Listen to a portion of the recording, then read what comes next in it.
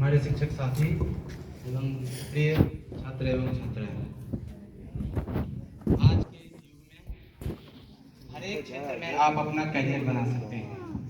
आप किसी भी एक छोटे क्षेत्र को चूज कर लीजिए, अपनी रुचि से उस पर 3 साल 5 साल आपके पास रहेंगे हमेशा। बस आपको लगन से कार्य करने हैं उस क्षेत्र के लिए। अभी सभी लोग बता रहे हैं कि आप अपनी रुचि को चुनिए, रुचि को चुनिए। कैसे पता चलेगा कि हमारी रुचि क्या है, हम किस फील्ड को अपना रुचि बनाएं, कैसे पता चलेगा? तो हमें जहाँ तक जितना मुझे ज्ञान है, मुझे इसका जवाब मिला गीता से। गीता में कृष्ण जी ने एक कॉन्सेप्ट दिया है स्वधर्म का। आपको अपना कैसे पता चले कि हमें क्या करना, 2 सवाल आपके सामने मैं देता हूँ, मैं उदाहरण भी दूंगा उसके लिए। आप खुद से सवाल ये पूछो कि आप करना क्या चाहते हो। अब उदाहरण मैं अपना देता हूँ। मेरा चाहता कि मैं बहुत अच्छा गायक बनूं, मुझे सिंगिंग बहुत सुनना पसंद है, मैं चाहता हूँ कि मैं गायक बनूं, लेकिन मैं बन नहीं सकता, ये भी मैं जानता हूँ। कैसे? अभी मैं गाना अगर गा दूं तो शायद आप सब भग जाओ। तो कम से कम मुझे पहला टारगेट, आप अपना क्वेश्चन खुद बनाओ कि आप बनना क्या चाहते हो, और वहीं पे दूसरा क्वेश्चन खुद से करो कि क्या हम वो काम कर पाएंगे। मैंने दूसरा क्वेश्चन खुद से किया, क्या मैं गाना गा के सबको इम्प्रेस कर सकता हूँ, मेरी आवाज़ वैसी है नहीं है। तो यहाँ कंफर्म हो गया कि मैं सिंगर नहीं बन सकता हूँ। तो आप इन दोनों सवालों का संगम बनाइए कि क्या आप करना चाहते हैं और क्या आप कर सकते हैं। जो आपको मिल जाए वही आप काम करिए, उसी को अपना रुचि बनाइए। एक उदाहरण और मैं देता हूँ। एक बार एक रेस हुई। रेस में क्या हुआ कि 100 कुत्तों का रेस था। मान लो, मैं हमेशा एक कहानी कक्षा में सुनाता रहता हूँ बच्चों को। एक रेस में क्या हुआ कि 100 कुत्तों का रेस हुआ, सभी कुत्ते दौड़ने चलेंगे, लेकिन उसी में एक शेर को रख दिया गया। अब आप बताओ, शेर क्या उस रेस को दौड़ेगा?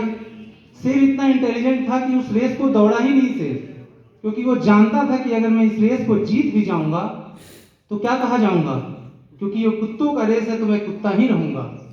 इसलिए उसने वो रेस दौड़ा ही नहीं।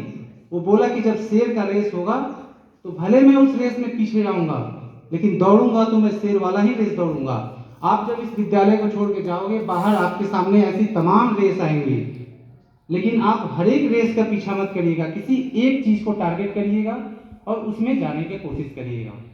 ठीक है? अब यहाँ बात रही कंप्यूटर की। हम जैसे बता रहे थे कि हर एक क्षेत्र में आज संभावनाएं हैं, तो आप अपना पहले स्वधर्म से पता करिए कि क्या आपकी रुचि कंप्यूटर के क्षेत्र में है। पहला सवाल ऐसे मिलेगा।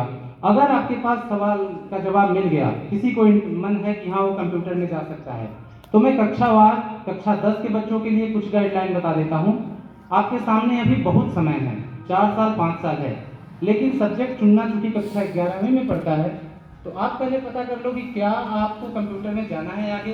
अगर जाना है, क्लियर कर लेना। फिर 11वीं 12वीं में आपको पीसीएम लेना होगा, फिजिक्स केमिस्ट्री मैथ, या फिर बायोलॉजी भी ले सकते हो। इन दोनों सब्जेक्ट कॉम्बिनेशन के साथ अगर आप 11वीं 12वीं करोगे, तभी जाके 2 साल बाद जब स्नातक की पढ़ाई में आप जाओगे आगे, तो आपको कंप्यूटर लेने के लिए ऑप्शन आपको मिलेगा और आप कंप्यूटर के क्षेत्र में वहां से आगे जा सकते हो। क्लास 6 के बच्चे थोड़ा शांत रहें, ध्यान से बातों को सुने। कक्षा 10वीं का सबसे पहला ऑप्शन। और अगर आप एक बार ग्रेजुएशन में चले गए, स्नातक की पढ़ाई कंप्यूटर से करने लगे, आगे तमाम फील्ड आपके सामने मिलेंगे, आप कुछ भी कर सकते हो कंप्यूटर से। सबसे बड़ी एग्जांपल मैं आपको देता हूं, आप खुद का जो आप सोचोगे वो बना सकते हो। किसी ने सोचा कि हमें इंस्टाग्राम बनाना है, उसने इंस्टाग्राम बना दिया।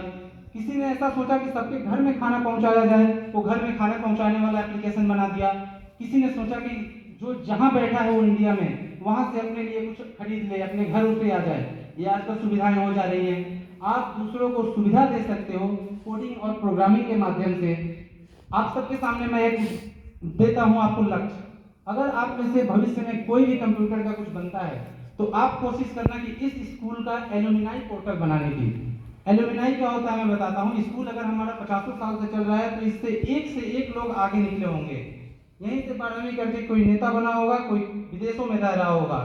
आप कोशिश करना उन सभी लोगों को एकत्रित कर दें हम, कि जब हम एक मैसेज डालें वेबसाइट पे, सभी लोग आ जाए हमारे सामने। ठीक है? ऐसा हो सकता है। कक्षा 10वीं के बाद ऐसा है, कक्षा 10वीं के बच्चे अगर पीसीएम लेंगे तो स्नातक कंप्यूटर से कर सकते हैं। कक्षा 12वीं और 11वीं के जो बच्चे हैं अभी, उनके लिए एक ऑप्शन है कि वो अगर 12th के बाद जाएं तो छोटे छोटे कोर्सेज कर लें। 3 साल का स्नातक के अलावा 6 महीने के, 3 महीने के, 1 साल के कुछ सर्टिफिकेट प्रोग्राम होते हैं, जिसके लिए कोई बाध्यता नहीं होती कि आप कंप्यूटर, आप 11वीं 12वीं में कौन सी सब्जेक्ट पढ़े हो, आप ट्रिपल सी कर सकते हो, RSCIT कर सकते हो, नाइलेट कर सकते हो। सभी कोर्सेज करने का एक लक्ष्य रखना कि किसी एक आर्ट में, किसी एक टॉपिक में एकदम माहिर हो जाना। तुम्हें विश्वास होगा, जो एक पोस्टर डिजाइनिंग मान लो किसी बच्चे ने सीख लिया, क्लास 12th में तुम आर्ट्स पढ़ो, संस्कृत पढ़ो, कुछ भी पढ़ो, लेकिन अगर तुम्हें एक पोस्टर डिजाइनिंग आ गया और अपने बिजनेस को तुम इस तरह से मॉडल कर लो कि ऐसा पोस्टर बनाओ कि पूरे जिले में कोई ऐसा पोस्टर ना बना पाए, क्या आपको लगता है आप लाखों करोड़ों नहीं कमा सकते? कमा रहे हैं लोग। आप अपना बस एक टॉपिक चूज करो, उस पर काम करो, ठीक है। मैं अपनी बात में एक छोटी सी शेयर करना चाहता हूँ आपको, शायद आपको इससे कुछ मोटिवेशन आए।